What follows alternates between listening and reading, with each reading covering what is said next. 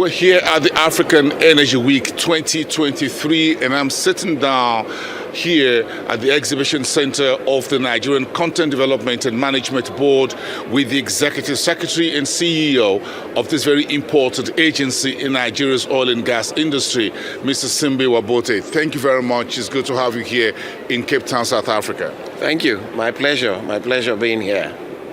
You just finished a session with investors and the global community as far as the oil and gas local content is concerned in Nigeria. What are the new initiatives and direction that your organization is looking at, not only within Nigeria, but Africa as a whole?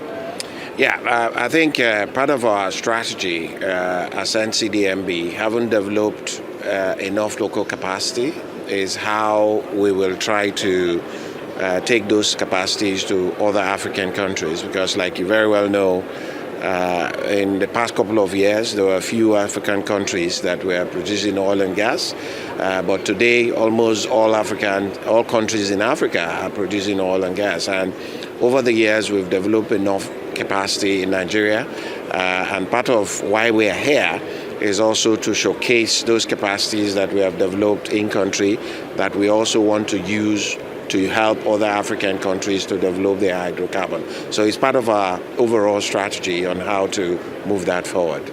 A number of new African countries are joining the African Petroleum Producers Organization, the APPO. At least 4 new countries are going to join anytime soon. So the APPO is looking at what you call creating center of excellence across a number of countries, and Nigeria is one of them. How will your organization, the SCDMB, be part of this? A center of excellence for Africa in terms of technical and partnership across oil producing countries on the continent? As a matter of fact, Nigeria have set the pace with regards to center of excellence, because when you put the data out there, in terms of today, our fabrication capacity, we've moved it from 10,000 to 250,000 tons per annum in terms of fabrication. We have been able to establish the first FPSO integration yard in Nigeria. We also have world-class training institute with which Apple is very much interested. They've come around, they've looked at it. They have accepted Petroleum Training Institute in Nigeria as one of the centers of excellence in terms of capacity building. They have also gone around to see most of the capacities that we have developed, be it in detailed engineering design, conceptual design, and they have seen all those centers, and Nigeria is being used as the platform for other African countries. So as a matter of fact, we are the bedrock of the center of excellence in terms of oil and gas development in Africa. How much more do you think your agency, the NCDMB, will be able to put in place moving forward into new energy space in terms of not just fossil fuel, but across other areas and the value chain of the industry, creating more opportunities for local content, which will help create more jobs?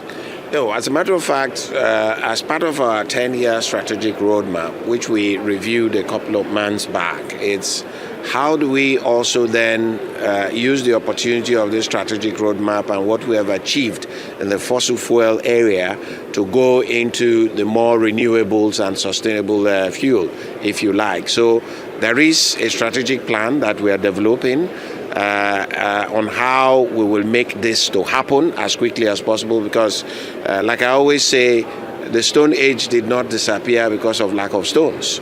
It is inability of people who existed in that era not to change. So we in NCDMB also realize that, of course, fossil fuel will not be around forever, but we believe it will be around for a very long time, but not forever. And then how do we begin to adopt gradually to what is being said globally in terms of transition into other forms of energy? So strategically we are doing that. In most of the parks that we are establishing today in Nigeria, there will be a deliberate effort to establish manufacturing capacity of some of these renewable energy type that we have. For instance, there are companies today that are vying to take position within those parks to manufacture solar panels. These are all strategic moves by the establishment to see that we follow the transition, but we sincerely believe that the fossil fuel will be around for a very long time. So let us continue to develop it. Let us help other African countries to also reap the benefit out of fossil fuel. But we're not taking our eyes off the transition that is going on.